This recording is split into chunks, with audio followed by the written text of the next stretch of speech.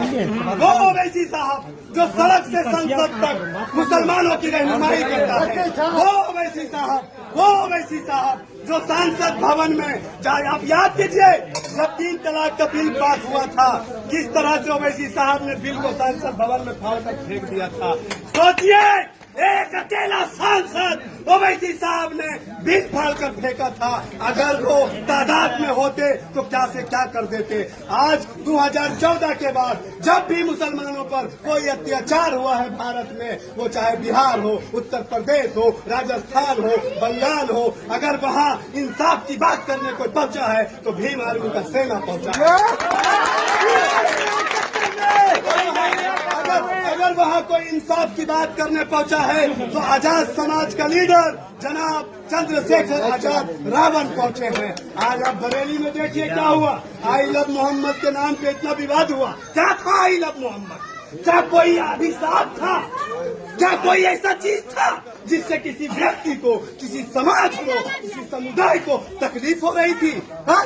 हम लोकतंत्र देश में रहने वाले हैं, लोकतंत्र संविधानिक देश में रहने वाले हैं। संविधान हमको इजाजत देता है अपने धर्म को मानने का, फंडामेंटल राइट में आता है अपने धर्म को मानने का, अपने धर्म का प्रचार करने का। लेकिन आई लव मोहम्मद का विवाद इतना ऊपर उठाया गया कि बरेली में दंगा करा दिया गया, और उस दंगा में सबसे आगे आकर अगर कोई बोलने वाला है तो असदुद्दीन ओवैसी साहब और चंद्रशेखर आजाद साहब। आप सोचो, आपके लिए बात कौन कर रहा है? किसी के चक्कर में नहीं आना है। बहुत अच्छे अच्छे लोग आएंगे, उर्दू जुबान वाले आएंगे, हो सकता है अरबी बोलने वाले भी आए, बड़ी बड़ी टोपी लगाकर आएंगे, लंबी लंबी दाढ़ियां बढ़ाकर आएंगे। वो कहेंगे, ए मुसलमानों, सेकुलर दलों को वोट करो।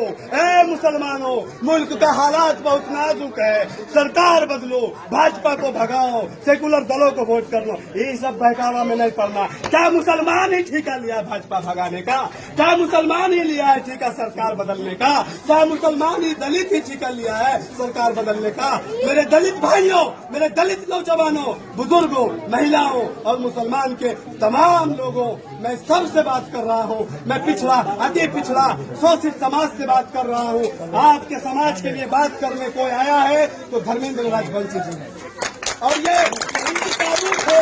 मैं अपनी बात को खत्म कर रहा हूँ, 2 मिनट और। इनकी तारीफ क्या है मालूम है? ये प्रेजेंट में मौजूदा वक्त में ये भीम आर्मी का जिला अध्यक्ष है। कौन है ये भीम आर्मी? कौन है ये भीम सेना? ये वो भीम सेना, ये वो भीम आर्मी जिसको पता लगता है कहीं पे दलित और मुसलमान के साथ कोई नाइंसाफी हो रहा है, पूरा सेना उठकर आ जाता है इंसाफ की बात करने। इसलिए बिना वक्त जाया करते हुए मैं अपनी बातों को ध्यान देता हूँ। और 11 नवंबर को चुपचाप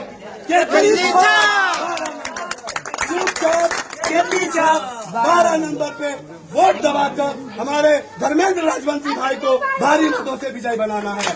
मेरे सोच के नौजवानों, जब मेरे जैसा नौजवान, जब मैं अपना मत किसी को जल्दी देता नहीं हूँ, आप सब लोग जानते हैं मैं निष्पक्ष हूँ, लेकिन जब धर्मेंद्र राजवंशी को अपना मत दिया हूँ, नौजवानों का साथ दिया हूँ, मतलब समझ लो कोई राज है, कोई राज है। हम लड़ना चाहते हैं सत्ता में बैठे उन लोगों से जिसने हमें ठगा है। हम उन लोगों से लड़ना चाहते हैं जिसने रहनुमाई का, हमदर्दी का चोला ओढ़कर हमें ठगा है। बस बहुत